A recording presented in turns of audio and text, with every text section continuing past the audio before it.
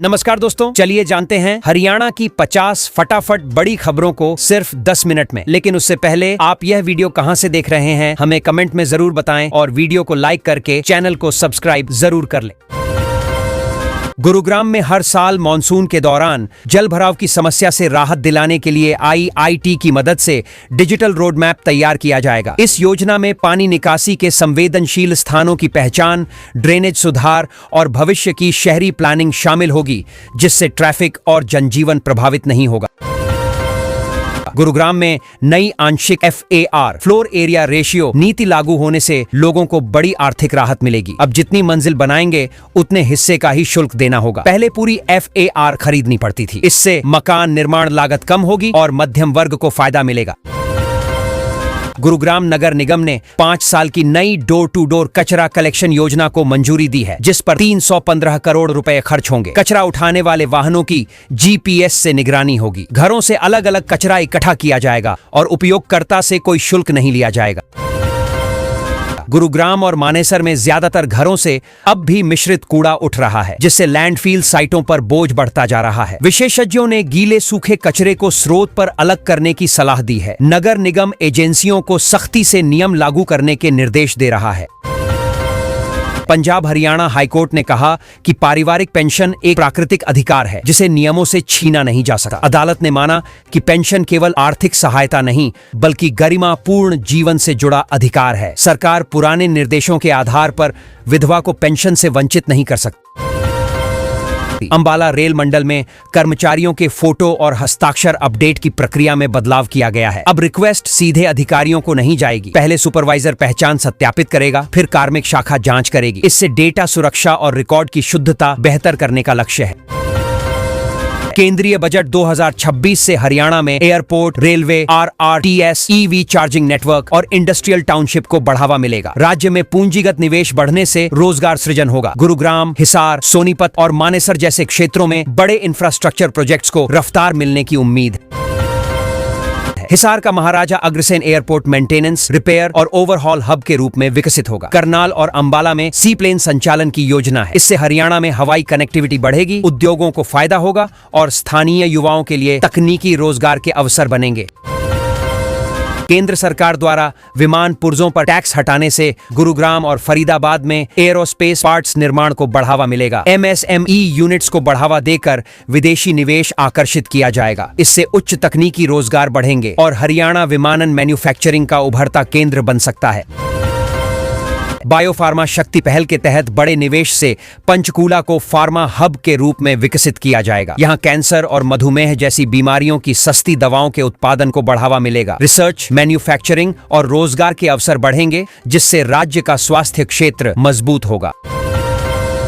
हरियाणा की लगभग 6 लाख एकड़ खारी और जल भराव प्रभावित भूमि को खेती योग्य बनाने की योजना है। ड्रेनेज पाइपलाइन और आधुनिक तकनीक से मिट्टी का नमक और अतिरिक्त पानी निकाला जाएगा। इससे फसल उत्पादन बढ़ेगा और किसानों की आय में सुधार होने की संभावना है।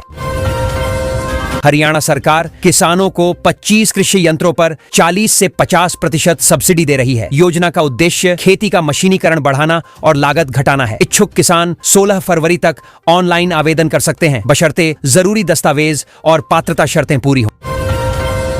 विश्व बैंक की सहायता से हरियाणा में AI मिशन शुरू होगा। गुरुग्राम और पंचकूला में AI हब बनेंगे, जहां 50,000 युवाओं को आधुनिक तकनीकी प्रशिक्षण मिलेगा। इससे स्टार्टअप्स, रिसर्च और टेक्नोलॉजी सेक्टर को बढ़ावा मिलेगा तथा हरियाणा डिजिटल इनोवेशन का प्रमुख केंद्र बन सकता है।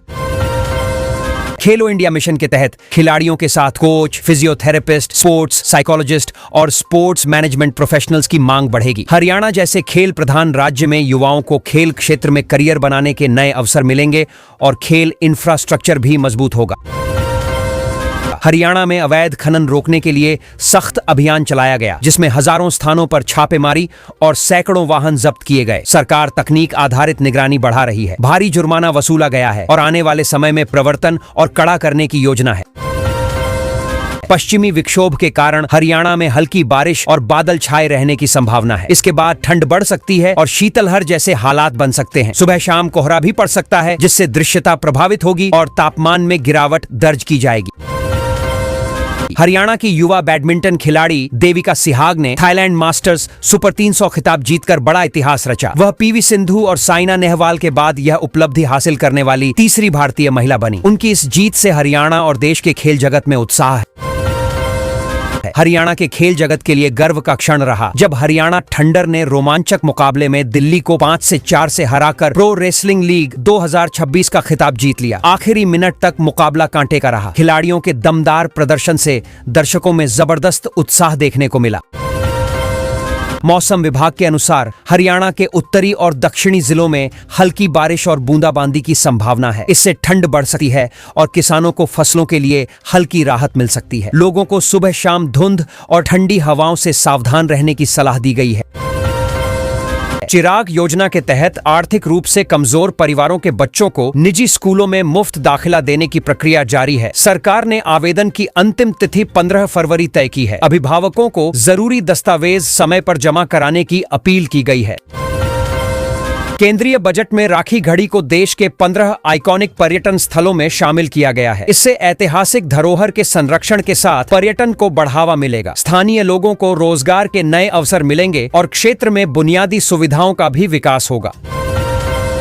बजट 2026 के तहत हरियाणा की लगभग 6 लाख एकड़ खारी जमीन को खेती योग्य बनाने का लक्ष्य रखा गया है। इसके लिए वैज्ञानिक तरीकों और आधुनिक तकनीक का इस्तेमाल किया जाएगा। इस योजना से किसानों की आय बढ़ाने और कृषि उत्पादन में सुधार की उम्मीद है। यमुनानगर सहित कई जिलों में आर्द्र भूमि संरक्षण के लिए नई योजना शुरू की जाएगी। इन वेटलैंड्स को जैव विविधता और जल संरक्षण के लिए बेहद महत्वपूर्ण माना जाता है। सरकार पर्यावरण संतुलन बनाए रखने और प्राकृतिक संसाधनों को बचाने के लिए ठोस कदम उठा रही है।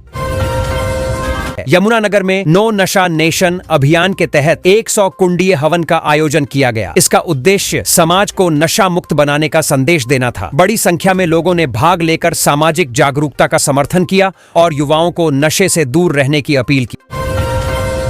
अंबाला जिले की एक पंचायत ने अनोखी पहल करते हुए घरों के बाहर शिक्षित बेटियों के नाम की नेम प्लेट लगाने का फैसला लिया है। इस कदम का उद्देश्य बेटियों की शिक्षा को सम्मान देना और समाज में सकारात्मक सोच को बढ़ावा देना है। पानीपत टेक्सटाइल प्रदर्शनी में मेक इन इंडिया अभियान के तहत 1610 करोड़ रुपए के ऑर्डर मिलने की खबर से उद्योग जगत उत्साहित है। इससे स्थानीय कारोबारियों और श्रमिकों को बड़ा लाभ मिलेगा। हरियाणा के टेक्सटाइल उद्योग को नई पहचान मिलने की उम्मीद है। पुलिस ने बिजली के तार चोरी करने वाले अंतर्राज्यीय गिरोह के 14 सदस्यों को गिरफ्तार किया है। करीब 44 लाख रुपए के तार बरामद किए गए हैं। इस कार्रवाई से बिजली ढांचे को नुकसान पहुंचाने वाली गतिविधियों पर अंकुश लगाने में मदद मिलेगी। सूरजकुंड अंतर्राष्ट्रीय शिल्प मेले के लिए नई ट्रैफिक एडवाइजरी जारी की गई है। पर्यटकों की सुविधा और यातायात सुचारू रखने के लिए विशेष इंतजाम किए गए हैं। प्रशासन ने पार्किंग, बस रूट और सुरक्षा व्यवस्था को लेकर विस्तृत दिशा निर्देश जारी किए हैं। बहादुरगढ़ पुलिस ने करोड़ों की ज्वेलरी चोरी करने वाले गिरोह का पर्दाफाश कर 3 शातिर चोरों को गिरफ्तार किया है। पुलिस ने चोरी का सामान भी बरामद किया। इस कार्रवाई से क्षेत्र में कानून व्यवस्था मजबूत होने का संदेश गया है।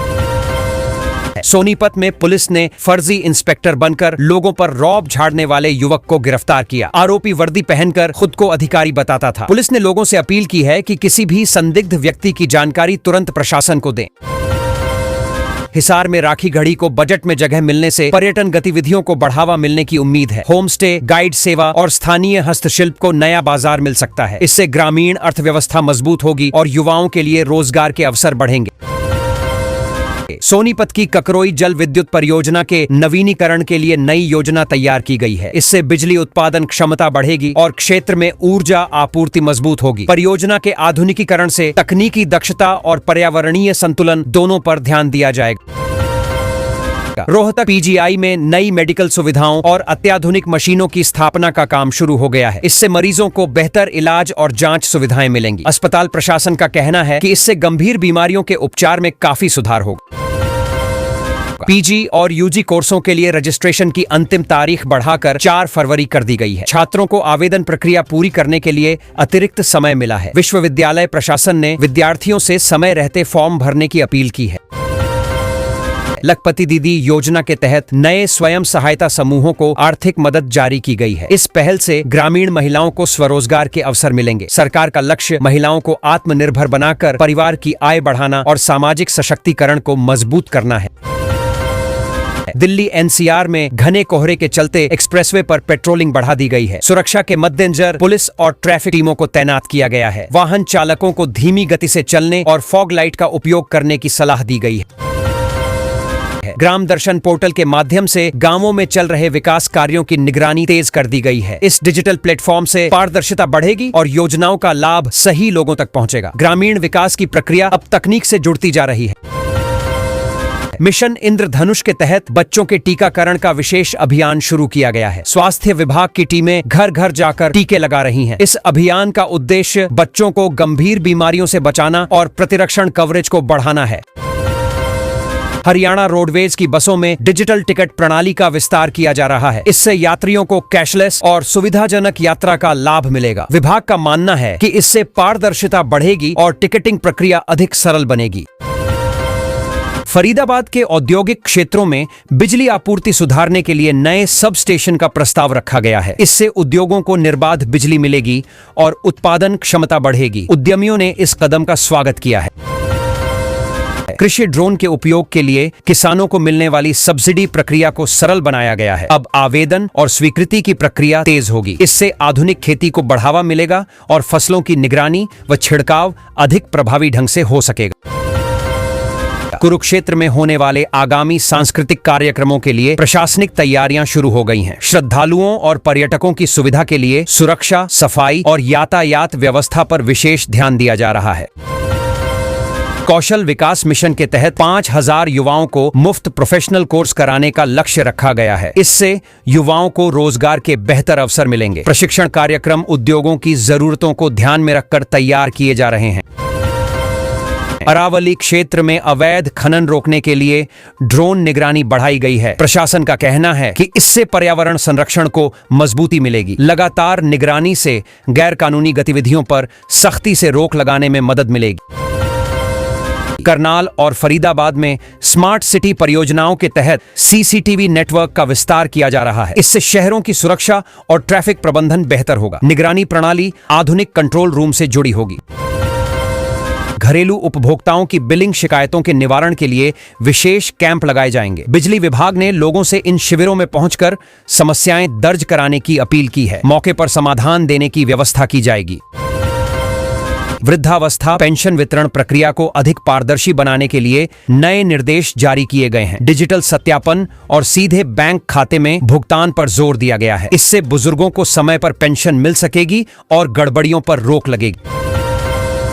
हरियाणा शिक्षा विभाग ने पेपरलेस ऑफिस सिस्टम लागू कर दिया है। अब सभी फाइलें डिजिटल तरीके से ही मूव होंगी। प्रशासनिक काम तेजी से होंगे और कर्मचारियों की मेहनत कम होगी। छात्रों और जनता को जल्दी और भरोसेमंद सेवा मिलेगी।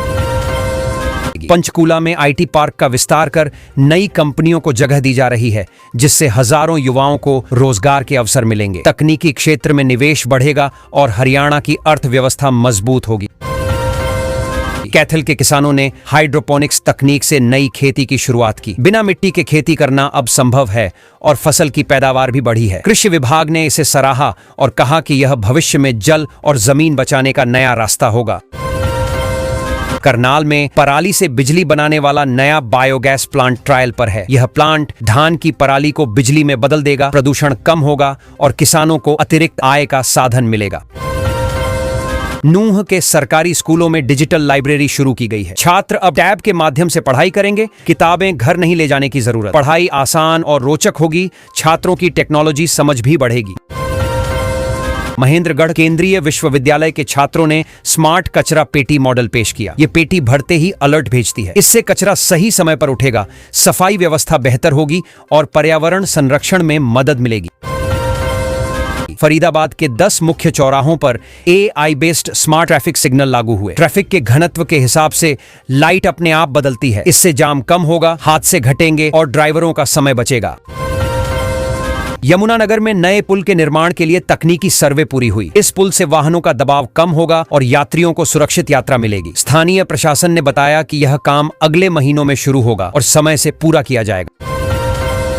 पंचकूला की मोरनी हिल्स में एडवेंचर स्पोर्ट्स का नया सीजन शुरू हुआ। पैराग्लाइडिंग और अन्य खेलों में बड़ी संख्या में पर्यटक पहुंचे। इससे पर्यटन और स्थानीय रोजगार दोनों बढ़ेंगे। सिरसा पुलिस ने नशे के खिलाफ मेगा अभियान चलाया और करोड़ों की प्रतिबंधित दवाओं को जब्त किया। युवाओं को जागरूक करने के लिए रैली निकाली गई। इससे समुदाय में सुरक्षा का संदेश गया और नशा रोकने के प्रयास मजबूत हुए। रोहतक पीजीआई में पहली बार रोबोटिक सर्जरी के माध्यम से जटिल ऑपरेशन सफल हुआ। डॉक्टरों ने बताया कि इससे सटीकता बढ़ी है और मरीज की रिकवरी तेजी से होगी। भविष्य में और भी ऑपरेशन इस तकनीक से किए जाएंगे।